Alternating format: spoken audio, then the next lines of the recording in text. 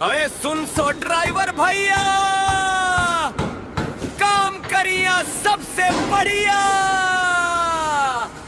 अरे माखा body builder नाम बाभारी, मजबूत बॉडी चल लंबा सफारी। अरे माखा बॉडी बिल्डर नाम बाभारी, मजबूत बॉडी चल लंबा सफारी। फिर माखा बॉडी बिल्डर्स काम लाजवाब, एक बेर बनवाई बना होई खराब, होई खराब।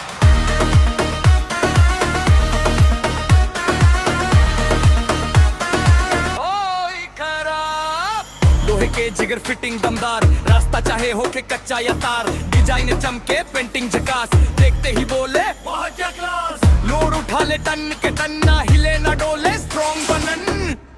अरे माखा बॉडी बिल्डर नाम बाभारी, मजबूत बॉडी चल लंबा सफारी। माखा बॉडी बिल्डर्स काम लाजवाब, एक बेर बनवाई बना होई खराब, होई खराब। गाड़ी की बॉडी बनवाने के लिए अभी कॉल करें, कॉल करें। गीता हाटे सोईते माखन बॉडी बिल्डर्स सिरस पर दिल्ली में आपका स्वागत है।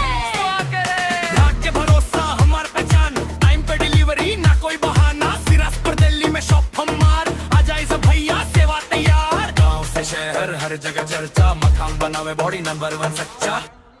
अरे माखा बॉडी बिल्डर